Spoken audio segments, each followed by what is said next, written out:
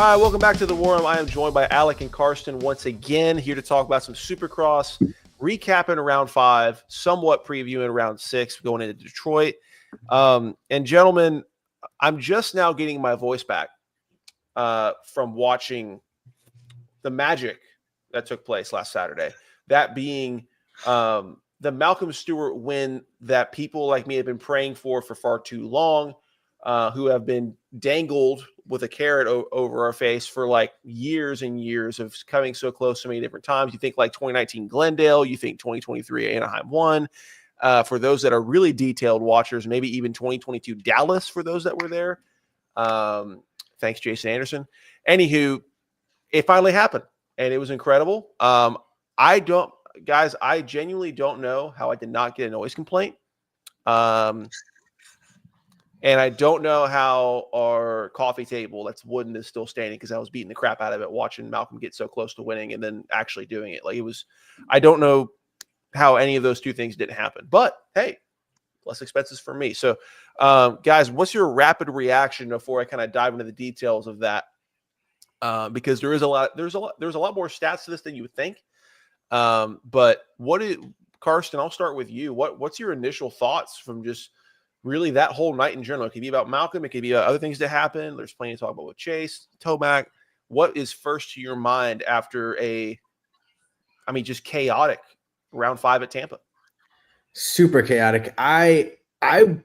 If you were to say, like, what would a Malcolm win look like, I would have not said it looked like that, because it was like out of nowhere. Like, I don't know. The race started. He was pretty far back. I want to say he was like, I was going to say between 5 and 10. So yeah, he was 8th coming out. I wasn't even paying attention to him. At first it was like, okay, Hunter's out there. Boom. Hunter goes down. A lot of guys were kind of coming up through the pack. I thought maybe like this might be Roxon's night to get a win, because he was riding well. And like Malcolm just kind of came out of nowhere there in the second half. And I was like, holy shit, he's running, like he's gaining time. And I was just refraining the whole time from sending a text like that he might do it, because I knew that it was over from there if I did. So I was just like, holy shit. I hope Cole's seeing this right now. So yeah. I didn't send a single text, because I was like, I can't say anything, because 2023 Anaheim 1, I got excited. And I'm pretty sure you and I texted about that 2 years ago, and I got my heart broken that night due to a false neutral. So, yeah, but my initial reaction was just surprised, and I just didn't see it coming. Like, I feel like it kind of came out of nowhere there in the second half. So, Alec, what was your thoughts? Yeah, man, I really feel the same way. He cut through the pack, and there was some unfortunate crashes but I mean, he was there. It's these crashes or these people giving up positions is exactly, what I wouldn't say what he needed. He had the speed all day. He looked great qualifying, Q1, Q2. I mean, he was flying. And on my fantasy, I didn't even put him top 5. I would have never guessed, but 2 riders go down and he's taking the win, and as much hope as I have in my heart for him to just win out the rest of the races. Me too. I doubt him a little bit, but it was super refreshing to see him finally get it done. I'm sure it's a weight off of his shoulders, the team's shoulders. Maybe Husqvarna with this KTM drama will stay alive, and Malcolm is the head of the horse and keep the reins, pushed forward and keeps it going. That's my biggest thing. It's great this weekend. I'm sure he feels the same way, as kind of, pack the bags and move on to next weekend and carry that momentum. And with a field that's kind of less stacked, I guess you could say, with a couple injuries, it's for me, it feels very, it's Sexton's to take home, but Sexton gets an early lead. We've seen it happen plenty of times, and who's going to capitalize on that? And I'm excited to see Mookie, this coming weekend. And see if he can back it up. Yeah, that'll be a big test, and I'm interested to see what happens with that. I've got a lot to talk about with that, but I guess, I mean, before I dive into the stats, which believe it or not, there is a lot of stats to this. For both of y'all, I guess, what is your initial thought when you're looking at a depleted field of, okay, Eli Tomac, we'll talk about him later, but out with a broken fibula that he raced on after basically sandwiching his calf area between the freaking ground and his foot peg at 30, 40 mile an hour, whatever it is. That's apparently what broke it. Goes and races on it, going through the whoops on one leg, but now he discovered he's got the fracture. He's out. Hunter Lawrence said good night, and I thought it was a concussion. Actually, I think he tore his labrum, or they just said he tore a ligament, and he's got a couple fractures at his shoulder, so he is out for the season. So that sucks. Combine that with the injuries we already had of Jet Lawrence being out. It's very much a thinned out class here. So when you're looking at someone that's in a position like Malcolm, who was kind of doing 7 to 10, and then it seems that he kind of finally had what could be a breakthrough. What is your thoughts going into these next couple of races, especially on a track that, mind you, in 2022 he did podium in and got second overall just 2 years ago when he was having his best season. So what is your thoughts? Do you think that this is a one-off, or do you think that we see maybe not an immediate wins right after this, but do you see him going from a 7 to 10 guy to a 5 to 1 guy? I think it's possible. I think there's definitely something to be said about, like getting the weight off his shoulders and now feeling like he can win, and I don't know. I think there's something to that, but at the same time, like Chase is really fast right now, and there's still, a few guys. Like, it's not like there's nobody left. Like, the top 4 guys are still out there. So I don't know. I think that it's possible, but it's going to take. I think it's going to take a couple of weeks. I could see him getting maybe like a podium the next 2 weeks, and then, continuing to get there. And good starts are going to be key as well, because this was a bad start race. He was able to come to the pack. A lot of lappers in this track. A lot of lappers. I feel like the lappers were coming out quick. It was a relatively short track. The time was under a minute. It was bound to happen. Tampa's a little more closed in of a stadium, so I think that's going to be the worst lapper situation we have all year, quite honestly. So you brought up a good point there. Yeah. So a couple good starts. I could see him getting some more wins this year, but we'll have to wait and see. I don't think it's going to be immediate. That's so. Alec, before you answer, I guess let me spin this question a little bit more for you. So if you're looking at Malcolm getting into a top 5, then you're looking at he's got to beat at least one of these guys or at least one of these guys is going to fall out, right? You're looking at Chase, Cooper, Kenny, Ando, and then who am I leaving out here? Justin Cooper, right? Those. Is there another big name I'm missing here? Cooper Webb. I mean, points wise, I already had Cooper. Oh, you did? Yeah. Points wise, there's nobody else ahead of him that's in right now. So do you slot Mookie in right in that top 5 and bounce Cooper out, or is it Ando? And that's even if you think he would slot in there, or do you see him more running like 5 to 7 now, or do you see him running top 5? Man, I kind of hold my breath with Mookie because we haven't seen him win, right? We haven't seen him carry the momentum of a W into the next weekend. He could be a dung beetle rolling his ball of shit, and it just piles everybody up, and he takes it to the last round in Salt Lake. I mean, I just don't know, right? He could totally take his momentum and just keep building and building and building, and good starts, get out front, man. I mean, who knows, right? I think right now how it sits, it feels like it's either Chase or Cooper Webb's championship to win.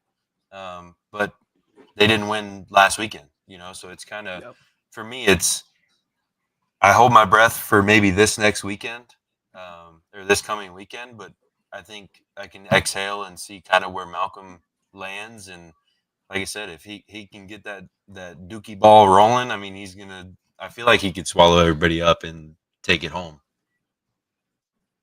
Yeah, Yeah. no, I mean, good point. And you know, you want to talk about a championship picture in the standings too. We had some massive shifts. I mean, just absolutely massive shifts in the championship. And Eli Tomac is now out of it, and he's still fifth. Jet Lawrence is out of it; he's still seventh. Right? That's how big the gap was between who was ahead of people like Malcolm and Justin Cooper versus, you know, where they're at now. And with Chase dropping points, but somehow still also extending his lead, which didn't make any sense with his crash. You know, you got guys like you know, Ken Roxon is about, let's see here, 18 points down despite his terrible night. Malcolm Stewart, despite his terrible start, well, I wouldn't say terrible, just mediocre start to the season, is 26 points down. You know, it's there's a lot more parity than we may expect maybe coming up, but yeah, I mean, just a massive shakeup in that championship, and now you got Cooper Webb right where you want him to. He is 5 points back from Chase, and just ready to start just playing the mind games, you know, and just staying there. If I'm Cooper, I'm letting Chase pull the whole shot and get the lead. Like, let me just stay in second and save it for the last 2 laps and just do exactly what Malcolm did. So we'll talk about that later. But let me run through some stats here. Because for those that aren't familiar with kind of how significant this win was, there's actually way more mind-boggling stats to this than maybe the Saturday night casual, if you will, would put into perspective as to why a lot of grown men cried last Saturday night. This is Malcolm's first win in his 109th 450 Supercross start. First top 5 since Salt Lake City 2022. Which 2022 was without a doubt his best season. He finished 3rd in the standings. Got to take him a big trophy from that. Had, I think, 4 podiums that season. Yeah, because he had one with Star, so it was his four podiums that season. Close to a win a couple times, didn't get it, but still 4 podiums is great. Was a top 5 machine. He finished in the top 5 of, I believe, 13 of the 17 rounds, so that was great. This is Husky's first win since 2020. So almost 5 years, and that's back to the Jason Anderson days. First win for 7MX, the gear brand founded by James Stewart, since when freaking James Stewart raced for him. So that's going back to That's 2014. crazy. Yeah. That's crazy. I remember the crazy Also, stat right there. Well, hold your breath. Okay. First win But wait, for this is not the stat, but hold your breath for the last one. First win for Baker's Factory since last year with AP. That kind of shows you this is a training facility led by Alton Baker that has produced champions after champions after champions for so long, and kind of has gone through a drought for a little bit. Isn't Chase there Yes and no. at Baker's So Factory? He'll Kind come of. there at times, but he's not on the program. Yeah. So when like they're doing like team testing, I think he's going to be down there, but he is not under, to my knowledge, he's not under Alton's I agree. program. I've heard that they kind of ride together, but that Chase isn't exclusive to there. That was kind of in his KTM contract, I think. Correct. At least Last year he I wasn't heard. there at all. This year he is at Baker's Factory, and he may ride on their ride days. He's not part of Alton's program though. Okay, so further, I guess achievement stats, like career stats. You can go on with the fact that, goodness, with Malcolm's win, this makes him and James the first set of brothers to ever both win a 450 Supercross race. So first set of brothers to ever win a 450 Supercross race. That's awesome. We thought the Lawrences were going to cross that stat, and I was like, maybe if we get a miracle, the Stews could do it, and that would make me feel a lot better, because that'd be just a cooler story.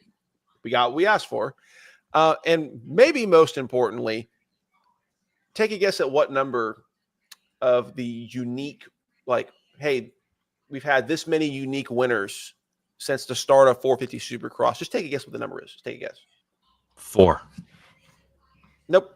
69. He's the 69th unique winner. Oh, you mean like all time?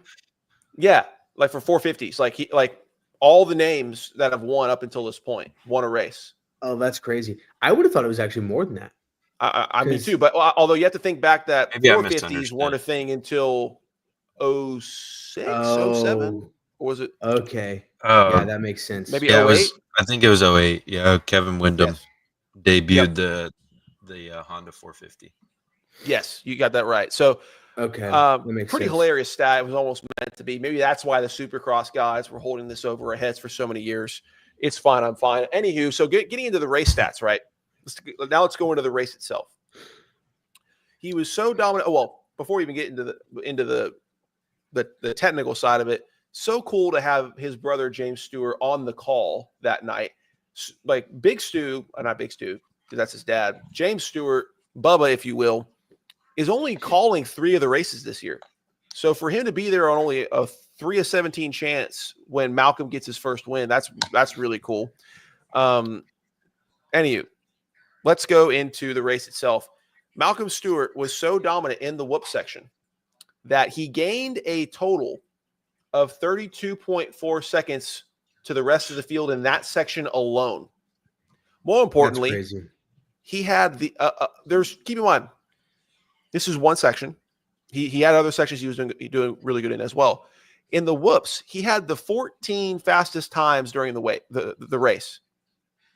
So not talking about like in qualifying. During the race, of all the rest of the field, they took the best segment times going fastest to slowest.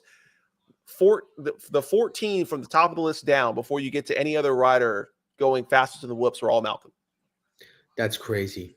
With an average differential of 0.8 per lap, he was that was between his best time and the guy below him. He was also getting a lot of time in that over on off tabletop after the big triple.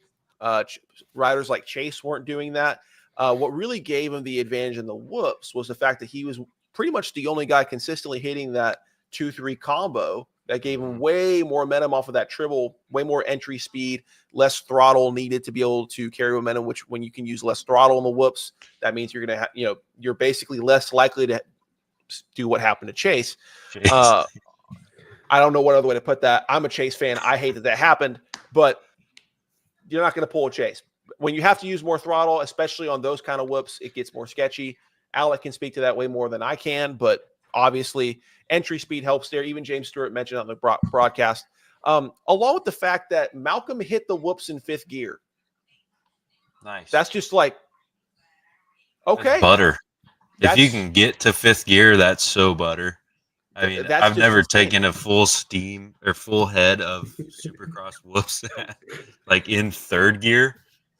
I'm more of like a Justin Cooper guy, just kind of jump the whoops, but no. But if you can stay on top and float in 5th gear, that's butter.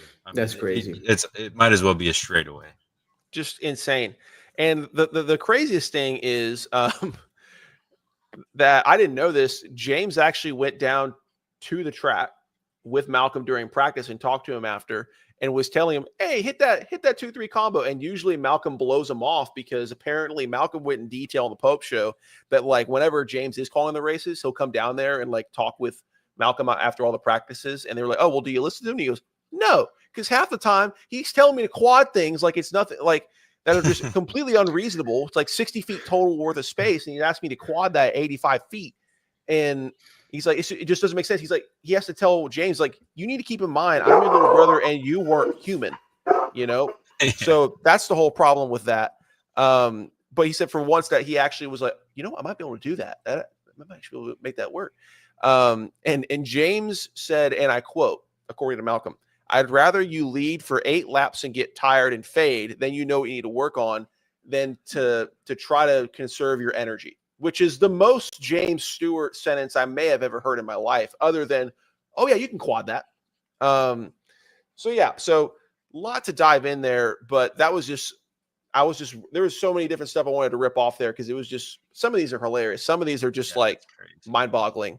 So, so now that I've had my time to just brag about Malcolm Stewart, not like I've been waiting for years just or anything. You guys know how I'm just ridiculous about pulling for Malcolm.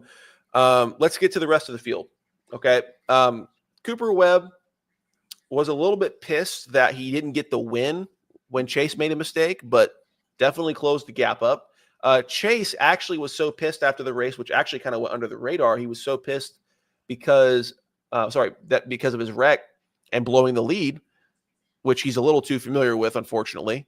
And I say that as a Chase fan, that he declined to do post-race interviews and apparently was also fined for some kind of like what do they call it? Like unsportsmanlike or something like that. Like afterwards, I don't even know what that was. Like it wasn't during the race; it was for something after. So maybe they just fined him double for just refusing to do interviews. So he's not happy. And the rumor was with Chase that he basically there may have been a bike issue that caused his mistake in the whoops, but definitely after he went down in the whoops, like he had something up with the throttle and the clutch or something like that. I forget exactly what I heard, I think but they there said definitely the was throttle something. tube was cracked and then his cable was stretched out, and it just, these guys, they spend so much time on this damn bike that if their foot peg is missing one spike, they can feel it. It's like the pee under the mattress. It seems like with these guys. Yeah, and then Kenny gets ejectocito by a privateer battling for freaking 17th because we don't listen to blue flags at all. So I'm definitely pissed about that. And Kenny also almost got eliminated by a freaking beta rider. So and the funny thing was Kenny went after the wrong guy after the heat race. He went after Benny, and it was Oldenburg.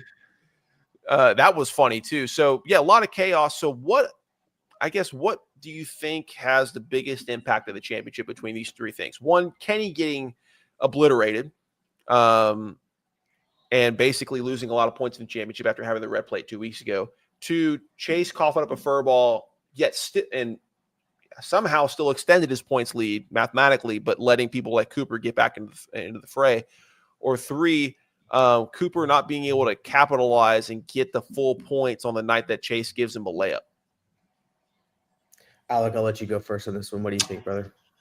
Man, it felt more heartbreaking or more damage, like to watch Kenny hit the dirt and then his chain fall off. I mean, Chase finished the race. Yeah, these guys, it might have been not a perfect night, but they still hit the checkers.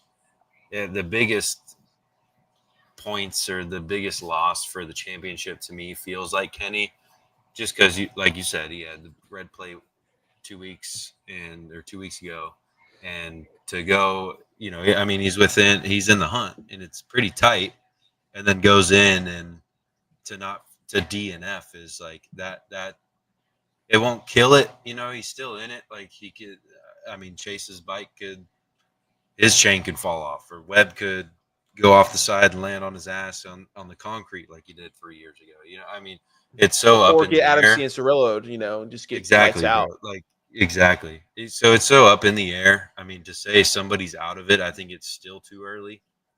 But that definitely hurts. And out of those guys who could have done better, I think Kenny is at the top of that list just because where he ended up was much further than these guys. Yeah, and that being said, as bad as that was, he's still, I say only, but if you think about it, it's less than a race worth of points, 18 points down. So that is the positive side, along with the fact that he's alive, because that could have been really bad. When I saw his head go under the bike next to him, bro, like bad. So, Carson, what you got? Carson, I want to hear what you got. Yeah, I would agree with that. The way that the crash happened that Kenny was in, like it could have been so much worse. Just I don't know. I like as bad as it was, it's crazy to say that he got lucky, but like he kind of did. Like it looked like the bike might have landed on him if it was just a slightly different, and it could have been a lot worse. So unfortunate watching him sit there try and kickstart his bike, just knowing like nothing's gonna happen. Like, he's not going anywhere. Like that sucks. That was so bad. Especially to see him start kickstarting it. And I was like, no. Yeah. Oh man. So I don't know. I think of all this like going on with where like the frustration from Cooper and Chase, even though like they're still both like in a good spot championship wise, I think that there might be some psychological strain there going on with them. Just feeling like they can't catch a break right now, even when they do, like it's not, I don't know. It's like nothing's landing in their lap. and they're sitting under a tree and they're just not getting anything. And so I think given that, it's kind of looking like Jason Anderson might be in a great spot to start capitalizing a little bit, because I think that even though, okay, Mookie's coming in, he's doing well, I think Jason Anderson net's got a little more speed, right? Day in and day out. So I don't know. I think that as far as who gained the most, it might be him on the night. And he's been quietly like doing very well, like much just sneaky, hanging in there. Yeah. So I think he's got, you know, I think he might have gained a lot from what all happened, because you know we might see Chase be like it's, I don't know, at some point if Chase can't catch a break with this whole throwing away leads thing, like we keep saying it, like he's gonna get just livid at some point, and you would think he's gonna lose it, like just go off the rails. I was listening to a podcast today, and it was talking about Cooper Webb's post race interview, and how he said, you know, well, I can't talk about it, but because of a pay cut. And it was a Gypsy Tales podcast, and he was talking to Juju, and Jace, the host of Gypsy Tales, was saying that he thinks that Cooper Webb was injured in WSX and wasn't healthy coming into the year, but he didn't tell the team. So then, because in his contract, it's all kind of speculation, but they're saying that there's an injury clause. So if he underperforms because he's injured, then he gets less money. That's kind of who knows. Cooper Webb though? Yeah, Cooper Webb. He said it in his. This is Jason's. It would have been Paris Supercross. Yeah, Paris Supercross. Yeah. So remember how he landed on his shoulder, and he said, "Oh, my thumb. It hurt my thumb." Yeah. But they were saying, if you watch it back, it's like, no, that's like AC separation. That's like collarbone, maybe, you know, something more gnarly than he let on. Was it Paris? Because he won Paris. No, that was the Oz race. Oz Open? Yeah, I think so. It was. He raced. I didn't even know he raced the Oz Open. Yeah, he did with Jet and Hunter. Because remember, Deegan got excluded by the Lawrence camp, and Anderson got banned. Yeah, I apologize. I thought it was WS. No, it was the Oz Open. Okay. That he crashed in. That makes sense.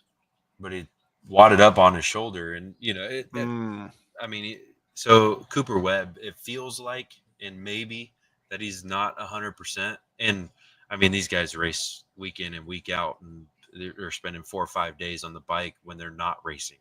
You know, so recovery time is so limited that if you're already not going in 100%, it feels like it just kind of continues to go down.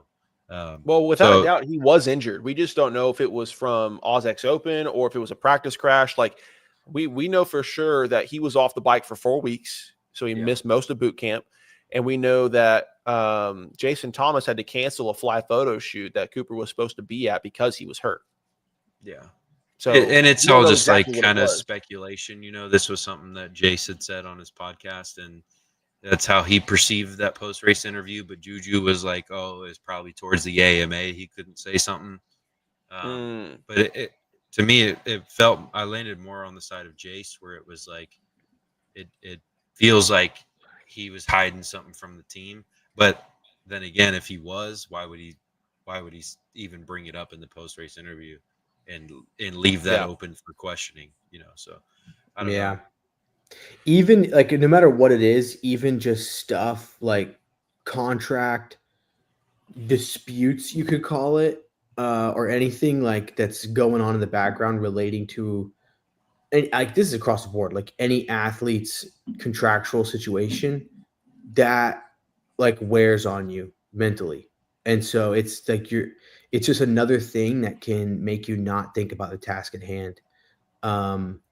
And hurt your situation. So yeah, but you know, that's what makes champions. Always got to lock in. Yep. Okay, I've got a series of questions for you. Okay, so which win, number one, which win shocked you more? Aaron Plessinger's last year or Malcolm Stewart's this year? Tough Damn, one. I'd say Malcolm's this year. It just seems like there's always something that gets him. And like I was saying at the beginning of the show, I wasn't even paying attention to him until he got to like, what was it, maybe like third or fourth. And I think it was right after Kenny went down. And then it was like, oh damn, Malcolm's like right there. And he's like gaining. And he had passed Kenny right before that. Like he kind of missed some of that clutter with the lappers because he got through Kenny so quickly. Yeah, because in past races in the last couple of years, he's been able to get up into like the top 5 spot. And then usually he'll get there and either cruise for the rest of the race or whatever speed he had to get there, like some sprint speed, he can't sustain it. And he kind of, falters back a little bit to like 8th, 12th. That's what I've seen for the Or in most like of the races. 2022, it's like, okay, great. I just passed the rest of the field for second. Who's in front of me? Oh, prime Eli. And he's already got a 20-second gap. Not running him down. Yeah. So for like, so once he got there, then I was like, okay, well, we'll see what happens. And then like Chase wasn't gaining time and then he was gaining time. And it's like, oh, damn. So I would say that one was probably more surprising for me. I'm kind of like in between the two, really. For me, it was more of a feel-good moment to watch Malcolm do it, just because his brother and his dad and the whole history that they had, and you got James crying in the booth afterwards. I mean, awesome. It was just the moment felt a little bit bigger than AP's. Now AP's was kind of the same. It was like, man, please get a win, just because everybody loves you. Especially like, Detroit. We all liked that. Yeah. On top of that, but I mean, what was this? That 100 and something 109. 109 races. I mean, that's more than AP. Yeah, that's probably it took double. AP longer to get to the 450s though. Yeah, true, but I mean, it just felt better watching Malcolm do it. I agree. AP. Now they both felt great. They were both feel good moments, but Mookie's was held a little bit more weight.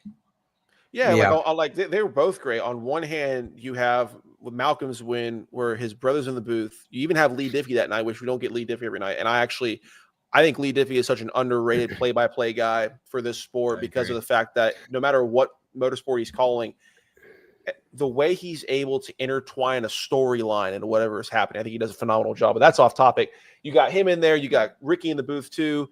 His whole family's there in his hometown. We left that out too. That was awesome.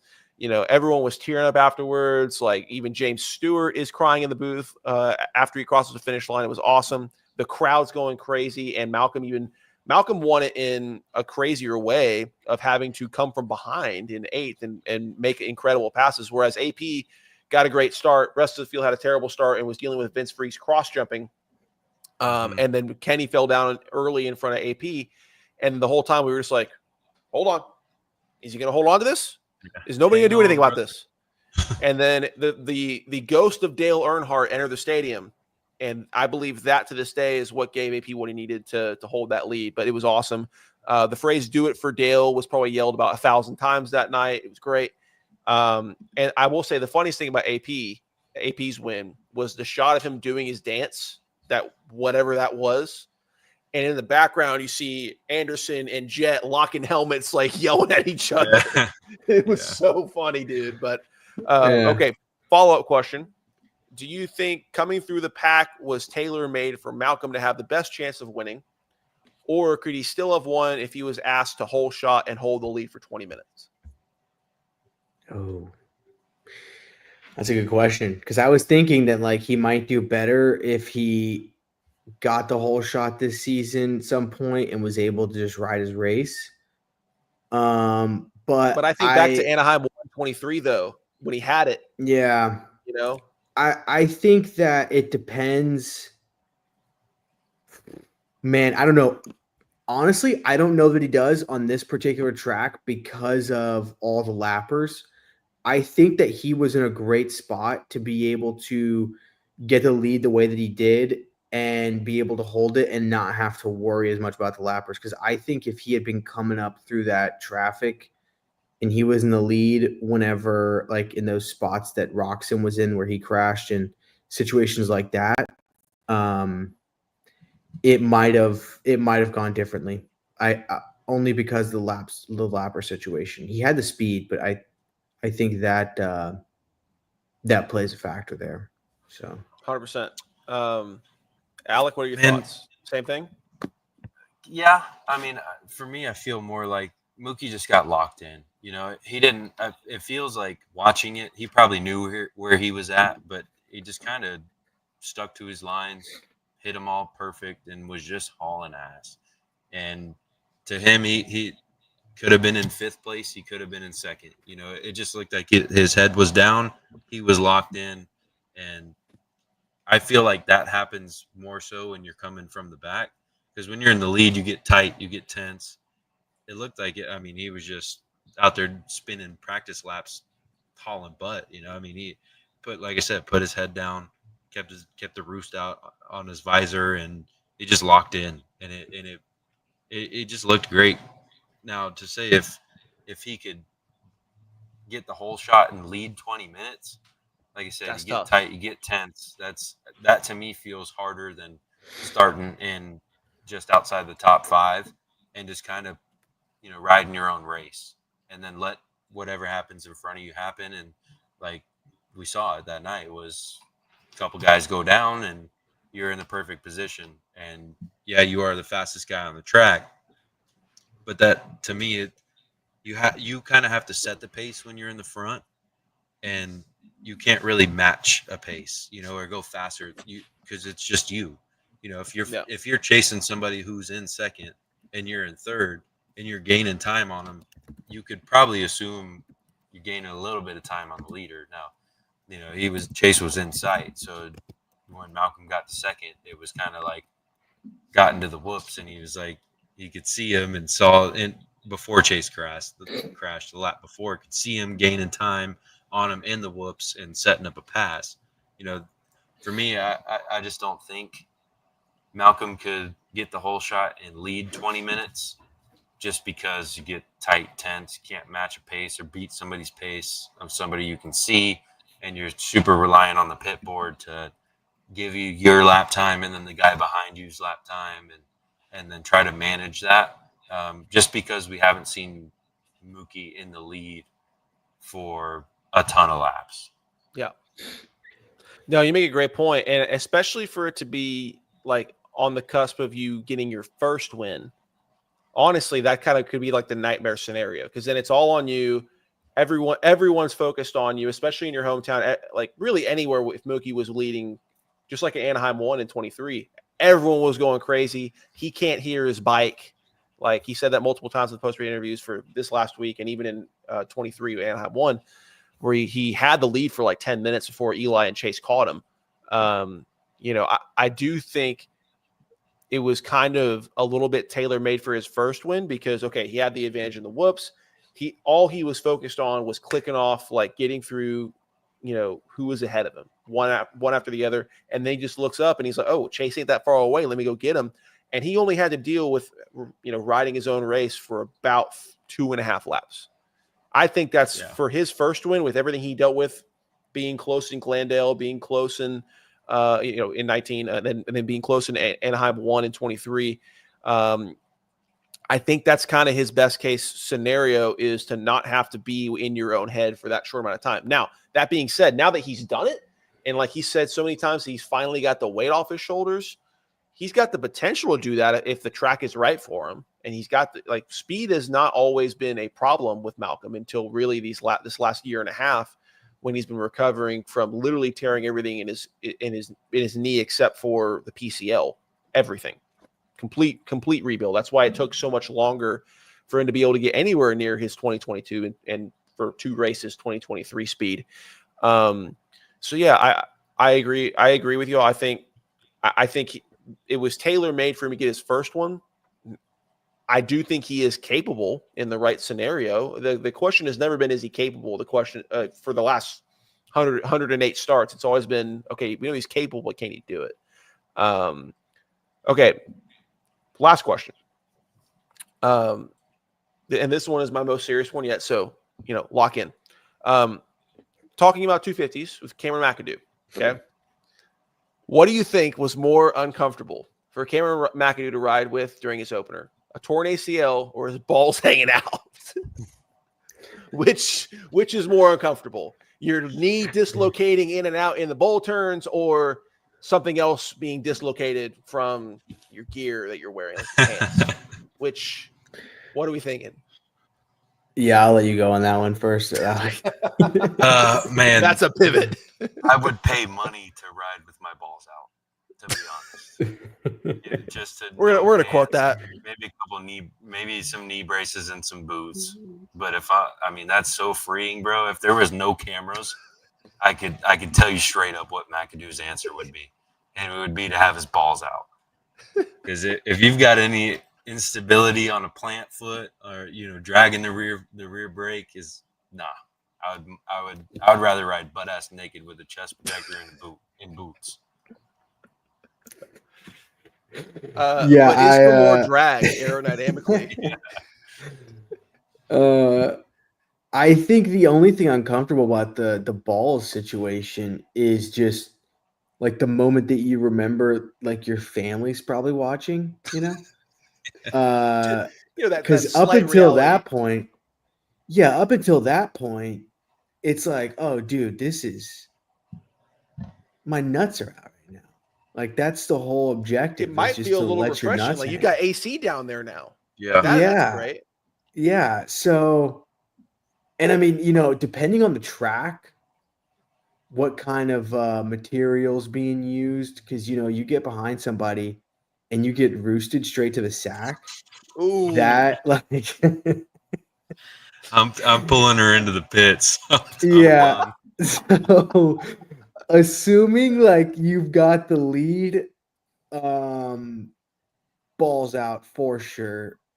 Okay. The ACL's gotta be just unbelievable. You know what I mean? And like nuts out, you're having a good time.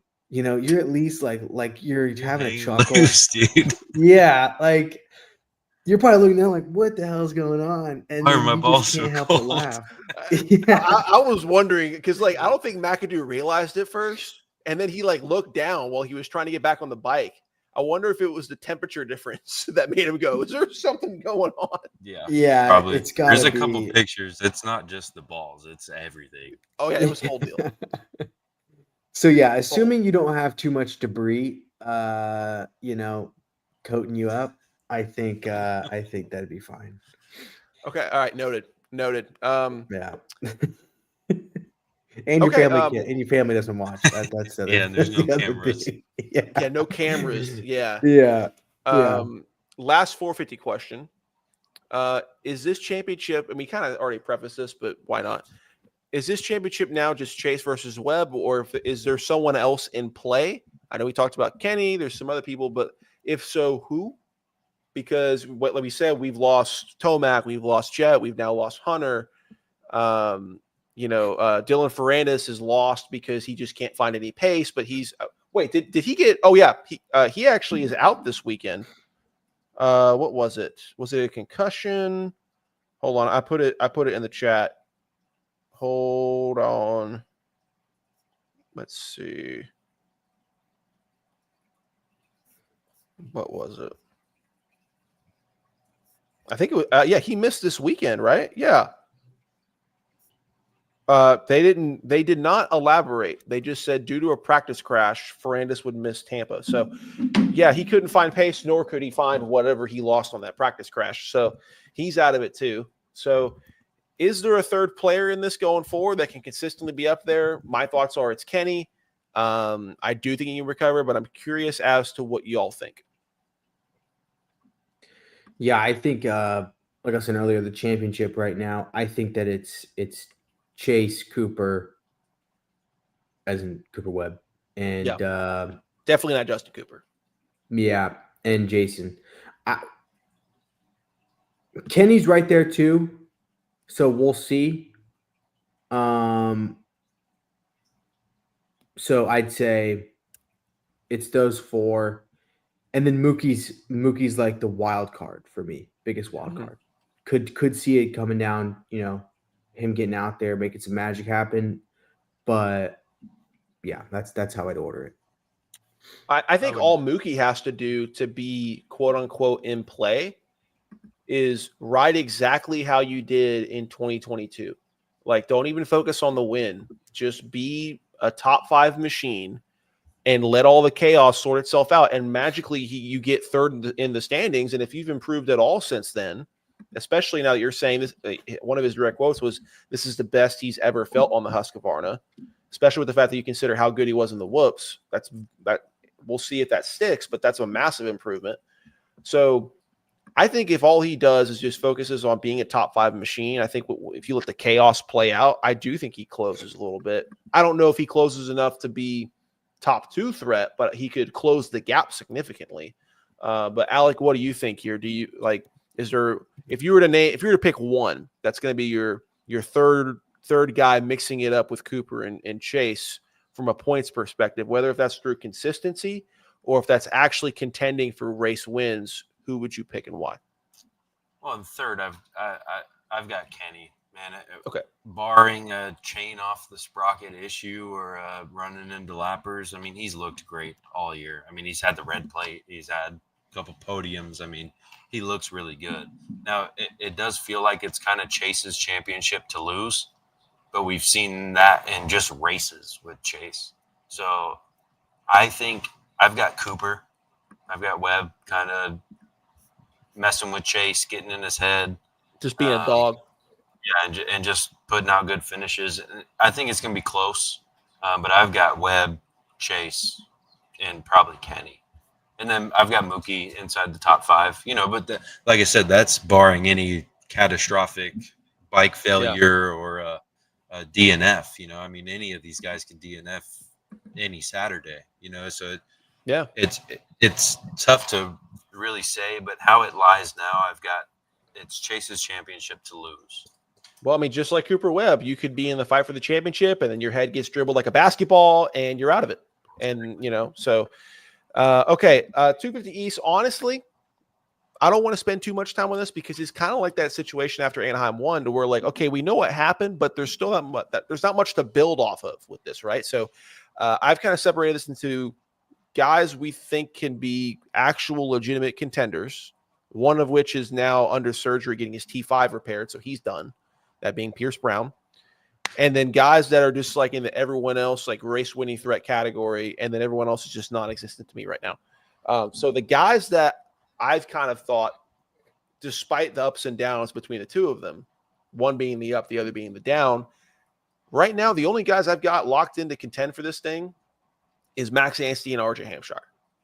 Because what we saw from everyone else requires work. So the everyone else category of like these guys should have or could be, depending on how they progress through these next couple of races, and they need to do it quick, are Levi Kitchen, who had a very meh performance. Part of that could be due to a very limited riding because apparently he got pneumonia, and that's what held him out from that from racing West Coast. Hymas, who got 6th, and granted, that's a great ride considering the fact that he's only gotten to ride the bike 4 times because of the ACL recovery and the tight window with that, but still solid result. Pierce Brown was in this category, but like I said, he's out. Dax Bennick was in this category, but he is heavily concussed. The word from Jason Thomas, that the unofficial report, because there's no PRs yet, other than just that he was out, is that he did suffer a concussion, but not just one where he was out for a little bit. Like he was out, lights out, nobody's home for like maybe a couple minutes. Like it was bad. So it could be more than just like a 1 week like concussion protocol scenario. He could be out for several rounds. So we'll see how that. So when you get past that, I mean, there's Seth Hamaker, but has he ever finished a Supercross season? The answer to that is no.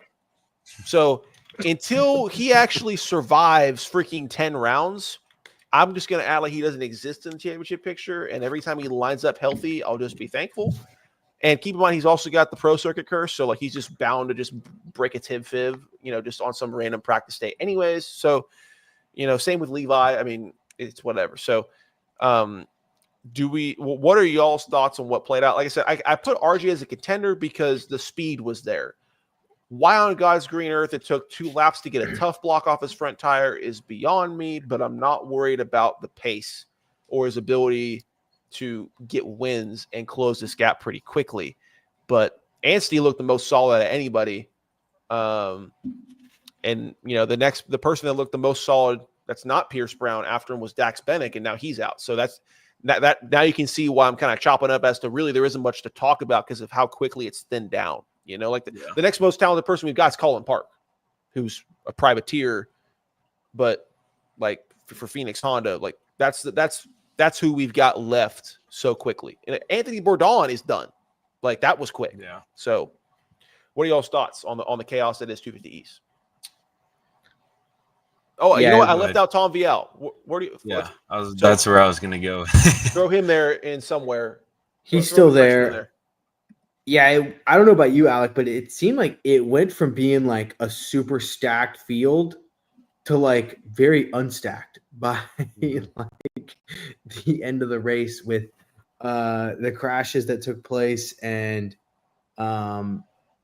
McAdoo's ACL situation really sucks because I think that him and Anstey could have like some great battles this season. But it's to me unlikely that he's going to be able to sustain the whole season. And even if he does, I don't think he's going to remain like podium level. I think that he's going to have, I think this might be his best finish of the season, but we'll see.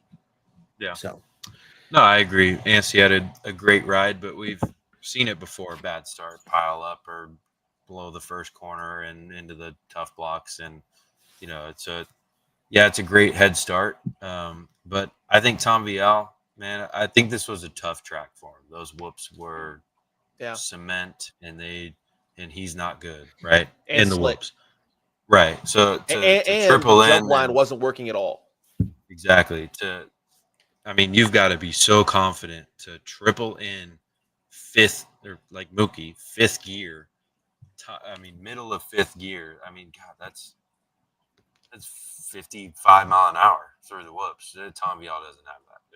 So I just think the track was tough, but he managed. He pulled through. Man, I thought Fortner looked good for majority of the day. For having the flu. Yeah, the race didn't pan out how he probably wanted, but I think it was, like you said, Carson, a good performance by Anstey. But the last couple of years, we've only seen him win, maybe a handful of races. So who's going to be the best starter, the best race management? And to me, on my chest, it just feels like RJ. He's been doing this crap for 10 years in the 250 class. It feels like the same situation with Chase as it's his championship to lose. Well, I'll put the same pressure on Anstey too, because he's the freaking 31-year-old and he's been here the longest, although he has the least amount of time on the factory bike within the last 5 years than RJ. So I would give RJ the advantage and maybe long-term consistency running up front for that long. But has RJ, like, if you have the phrase RJ is going to RJ, that also comes with the fact that he's been improbable at times to like not put himself in the hospital. So there's that too. Although last year he did a great job. Like he turned a corner. So we'll see. And I almost forgot about Faulkner. And that honestly, that's the guy I'm watching the most coming into this weekend because we've seen because of Jordan Smith, we've seen how good that Triumph bike actually is in the right hands. And Faulkner, we know, has the talent, but when you're racing with a freaking 103-degree fever and you get, I think he got in a wreck of sort. Yeah, no, he got punted off the track on a bowl turn by Colin Park. So that wasn't nice. Come on, Colin. I kind of like watching you, bro, but don't touch our golden child of Austin Faulkner that we just want to survive for 10 races. That's all we want from Faulkner. Like put him Yeah, in that bubble took wrap at his this point. 6th place finish to a 16th or a 17th or something. I mean, like, Dude, I was pissed. Yeah, I I totally was forgot almost more about pissed Faulkner because I too. hate Colin. I was almost more pissed because I like Colin Park. So it's like when someone you Yeah. like does something stupid like that with someone else you like, it's like, yeah, gummit. Anywho, yeah. So I'm very interested to see what Austin Faulkner does going into Detroit, if you will, because, like I said, I don't think we got a good look at all at what his max limit is riding that bike is yet, with how he was riding under his current, his last known condition. It's kind of like when we saw Levi riding with pneumonia for exactly one practice. We were like, who is this guy? And he was still doing all right. So that'll be interesting to see. Any closing comments before we close this one out here? Yeah, no, I totally forgot about Austin Faulkner as well. I agree with everything you said. I think that I think he's got a high ceiling on that bike potentially. We just gotta see how he is healthy. yeah. Are we going to ignore the fact that Alec, our official test rider of this program, is slowly turning into Jason Anderson? The beanie's doing it. Feels like it. Yeah. Team fried. It's funny. No, man. All of a sudden, he's just going to start hating Australians, and it's just going to be a full. Yeah, take this jersey down behind me. He's going to automatically pull out of his driveway and T-bone somebody for no reason at all. No, just a closing statement, man. I just think of 450 highlight. I think in my dad text our group, our fantasy group chat, or Rocky Mountain chat, and he said it felt like everybody was just handing it to Webb. I probably didn't think about Chase or Kenny sneaking in there, but I kind of am starting to feel the same way, just based on last weekend with Chase having the lead and doing that thing he does. So 450 class is getting exciting. Yeah, we've got a ton of injuries, and it's not the perfect season I would hope for. But I'm stoked, dude. And we get to go to the race here soon, and it's exciting. So things to watch this weekend. Does Chase rebound and blow everyone's doors off with the raw speed? Does Malcolm continue his success to any fashion and get the top 5? Does RJ Hampshire keep it on 2 wheels? Does Max Anstey bust out a Walker and Kane as his 31-year-old behind is lining up in a 250 lights class trying to compete for a title? Does Austin Faulkner survive the season, but more importantly, just the next race? And does he put himself in the top 5 and start contending? And then on top of that, are we going to lose anyone else? I mean, this has already been carnage to begin with. So a lot of stuff going into a track that is very difficult because of all, I would say, of the tracks we have on our calendar, it's the least predictable in regards to what the dirt's going to do because it changes year over year. It's so cold. Sometimes it's kind of more hard pack, but then sometimes you get ruts. And then when you get to when the ruts get deep, all of a sudden the deep ruts are tacky from what I've been hearing. So you want to talk about just like a recipe for chaos. Detroit, AKA, as I like to, sometimes call it Detroit, is setting up for, I think maybe more carnage because guess what? We got another right-hander off the start line. So these guys won't be able to use their rear brake going with that right-hand turn. So we saw how chaotic that was last week. So yeah, a lot of stuff to look out for this weekend. Thank you guys for listening. We appreciate you hanging with us. And we'll hopefully be back here next week to recap it again. And my guess is we'll have even more to talk about, especially with these 250s. And then the week after, we're going to Dallas, baby. So I don't know if we're going to try to do a road show or if we're just going to try to document some stuff. Maybe try to come up with an obscene fantasy Supercross trophy to get signed by somebody. We'll keep you updated. We're probably going to try to keep it PG. We'll be reporting live from the scene. It's going to be a good weekend. Dude, you know what, Karsten? We're going to have to put you in full suit with a microphone and have you be our field reporter. We're going to have to do that. But yeah, we'll catch you guys next time. Thanks for listening. And peace. Later.